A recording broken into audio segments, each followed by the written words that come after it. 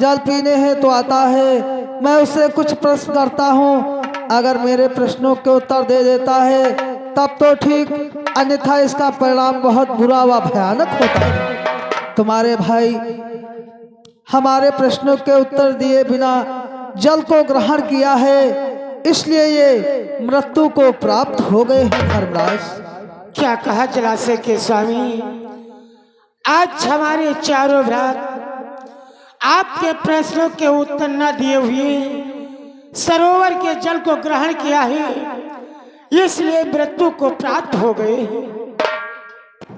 हाँ धर्मराज। हे जलाशय के स्वामी, यदि ऐसा ही हुआ है तो आप प्रश्न कीजिए, यदि हमें आपके प्रश्नों के उत्तर मालूम होंगे तो अवश्य देंगे। जलाशय के स्वामी, हमारे प्रश्नों के उत्तर देने के लिए तत्पर हो तो मेरा प्रथम प्रश्न श्रवण करो। धर्मराज, आकाश से बड़ा दर्जा किसका होता है? आकाश से बड़ा दर्जा पिता का माना गया है। वाह धर्मराज, तुमने इस प्रश्न का बहुत सुंदर उत्तर दिया। अब मेरा अगला प्रश्न श्रवण करो। पृथ्वी से बड़ा दर्जा किसका होता है?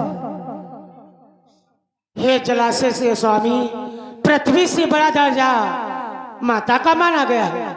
वाह धर्मराज, तुमने इस प्रश्न का भी बहुत सुंदर उत्तर दिया। अब मेरा अगला प्रश्न श्रवण करो। बोलो। कि हे धर्मराज वे सूर्य देवो, किसके बल उठते ऊपर हैं?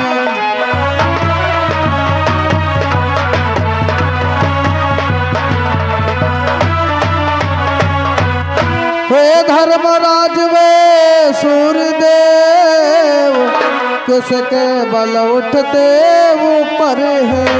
उनके किरणों के पास कौन सर्वदा लगाते चक्कर हैं?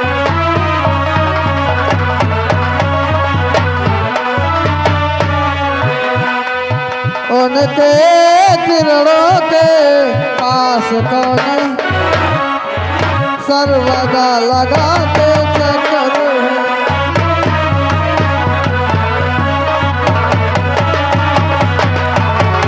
हे धर्मराज, वे सूर्यदेव किसके बल को पा करके ऊपर को उठते हैं? उनके किरणों के आसपास कौन चक्कर लगाता है? मेरे प्रश्न का उत्तर दो धर्मराज, उत्तर दो। सुनो जलाशय के स्वामी, कि श्री ब्रह्मा जी का बल पाकर नित्य सूर्य देव उठते।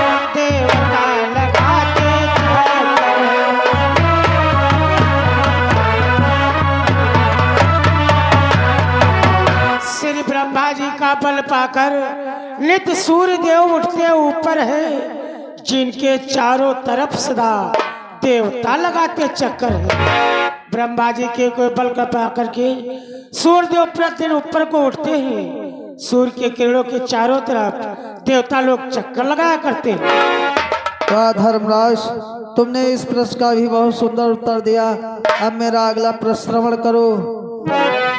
ऐसी है कौन शक्ति जिससे वे अस्तित्व हो जाते हैं? किसका आश्रय पा करके वे नभ में टिके दिखाते हैं? ऐसी कौन सी शक्ति है जिसके कारण स्वयं अस्तित्व हो जाते हैं और किसके बाल को पा करके वो नभ में टिके दिखाते हैं? मेरे प्रश्न का उत्तर दो धर्मराज। हे जलाशय के स्वामी, वो परब्रह्म परमेश्वर ईश्वर के द्वारा अस्तनिष्ठ हो जाते हैं उनकी ही इच्छा के द्वारा एक ही टीली पर टिके हुए दिखलाई पड़ते हैं। वाह धर्मराज, तुमने इस प्रश्न का भी बहुत सुंदर उत्तर दिया। हम तुम्हारी बाड़ी बंदा सुनकर के अति प्रसन्न हुए। हम तुम्हारे चारों भाइयों में से एक भाई को जीवन दान दे सकता हूँ। बोलो, तुम किस भाई को जीवित करना चाहते हो?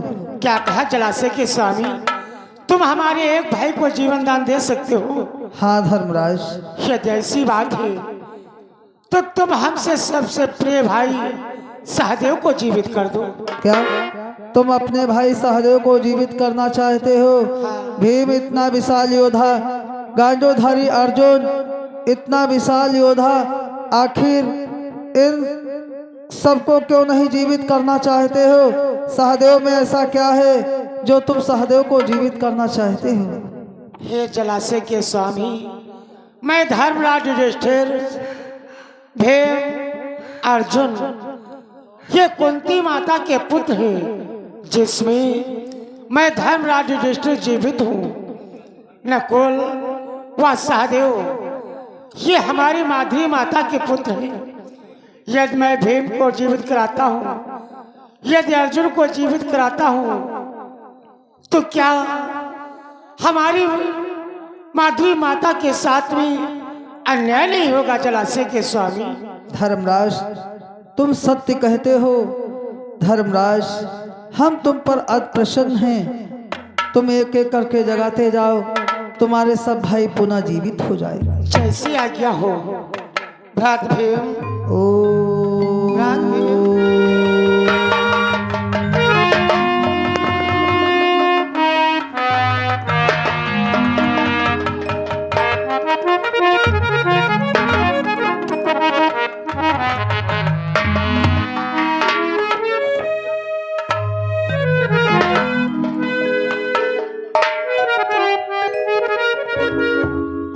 हे दादा,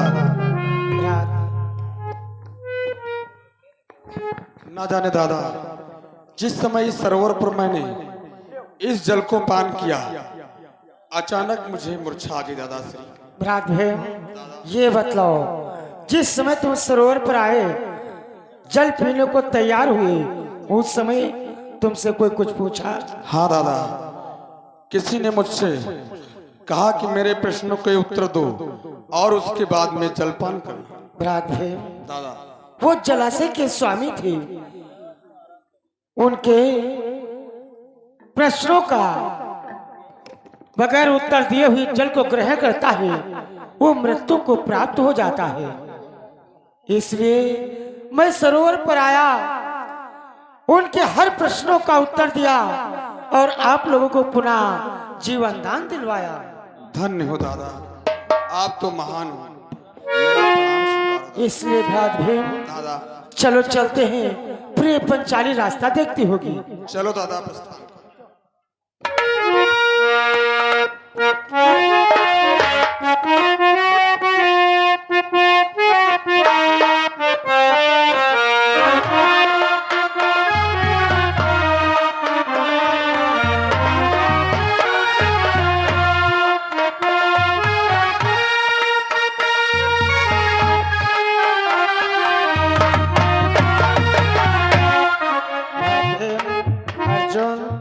नकुल व सहदेव, दादा, देखो दुर्योधन के दिए हुए वचन 12 वर्ष व्यतीत हो जा चुके हैं। सत्य है दादा। अब बच्चा है सिर्फ 13वां वर्ष, वो अज्ञातवास। अज्ञातवास में हम लोगों को छुप करके व्यतीत करना होगा, नहीं तो दुर्योधन को फिर पता चल जाएगा तो 12 वर्ष का वनवास, 1 वर्ष का अज्ञात वर्ष पुनः मिल जाएगा। दादाश्री, परम दादाश्री, हम लोग अज्ञातवास व्यतीत कहाँ करेंगे? अवश्य बतलाएंगे भ्रात अर्जुन। बतलाने की कृपा करे दादाश्री। मैंने सुना है क्या दादाश्री? कि यहाँ से कुछ दूरी पर एक परिचितपुर गांव पड़ेगा। परिचितपुर गांव में यदि हम लोग रहेंगे तो वहाँ के लोग पहचान जाएंगे। इसलिए परिचितपुर गांव के थोड़ी दूर आगे चल करके, जानते हो कौन सा देश पड़ेगा? वो कौन सा देश पड़ेगा दादाश्री? कि सुनता हूँ मस्त देश के ही राजा विराट यति नामे है।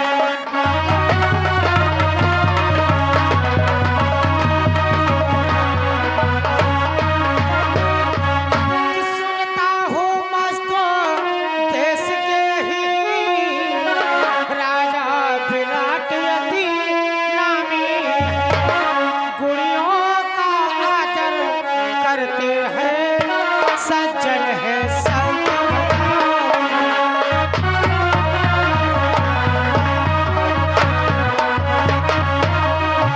गुड़ियों का आदर करते हैं सज्जन है सब।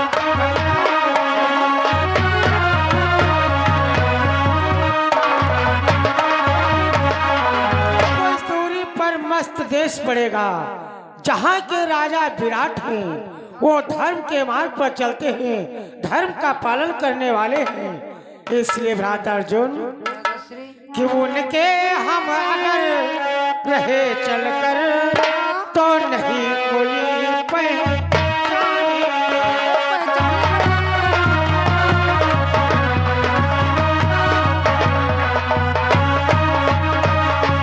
कि उनके हम अगर रहे चलकर तो नहीं कोई पहचानेंगे।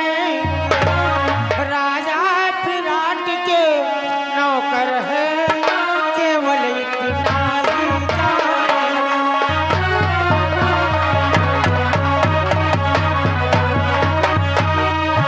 राजा विराट के नौकर है केवल ही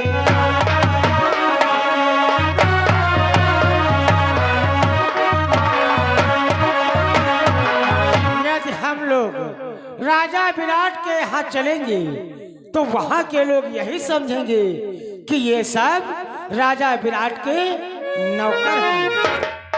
ये तो बात सत्य है दादाश्री, परंतु दादाश्री मुझे एक बात पे संदेह हो रहा है। कौन सी बात? दादाश्री हम चारों भाई तो अपना भेष छिपा लेंगे, परंतु भैया भीम नहीं छिपा पाएंगे।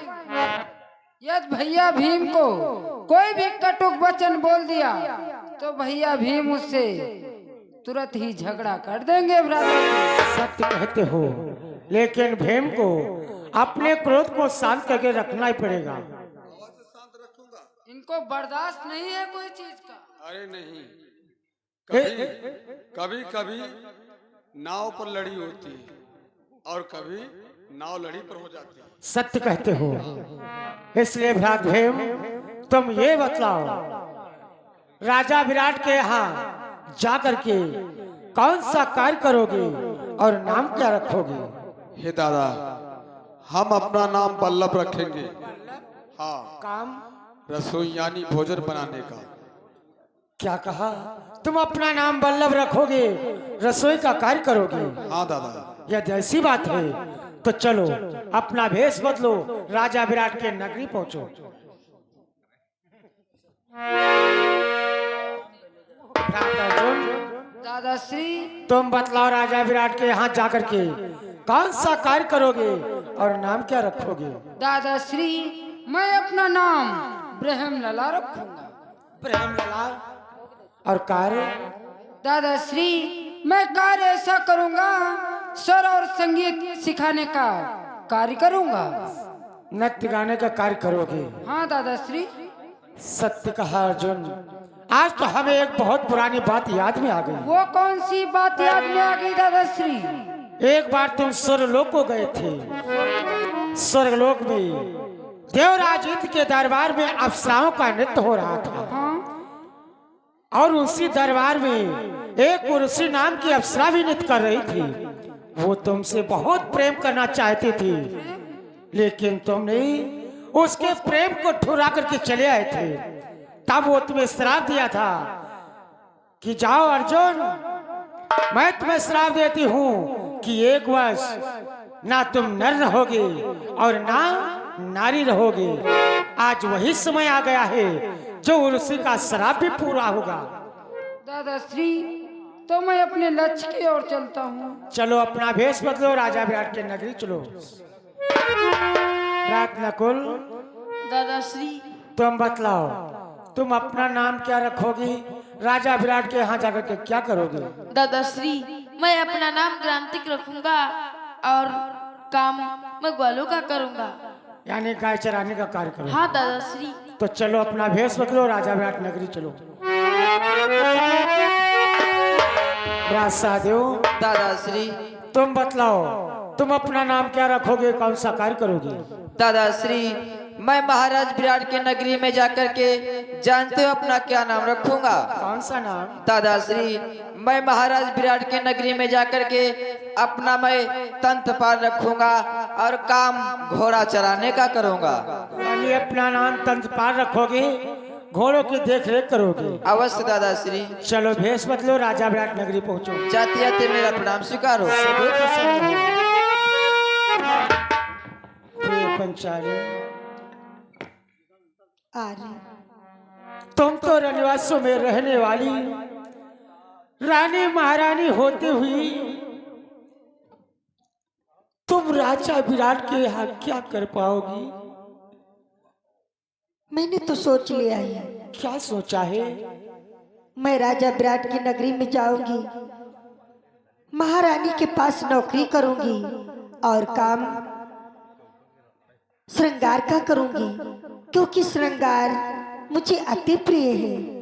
और अपना नाम शैलेंद्री रखूंगी। क्या तुम अपना नाम शैलेंद्री रखोगी और महारानी का श्रृंगार करोगी? हाँ, तो ठीक है, चलो राजा विराट की नगरी को चलते हैं। किंतु आप क्या करेंगे और अपना नाम क्या रखेंगे? पंचाली, मैं अपना नाम कंक रखूंगा और मैंने सुना है कि राजा विराट को चौसर का खेल अति प्रिय है, इसलिए हम राजा विराट के नगरी को जाकर के चौसर यानी पासा जुआ खेल खेलने और सिखलाने का कार्य करूंगा। ऐसी बात है तो चलो सभी लोग अपना भेष बदल करके राजा विराट की नगरी को प्रस्थान करो। चलो पंचाली। कि हरि चरणन में मन को लगाए गयो रे पातल मेरो मनिया, चरणन में मन को लगाए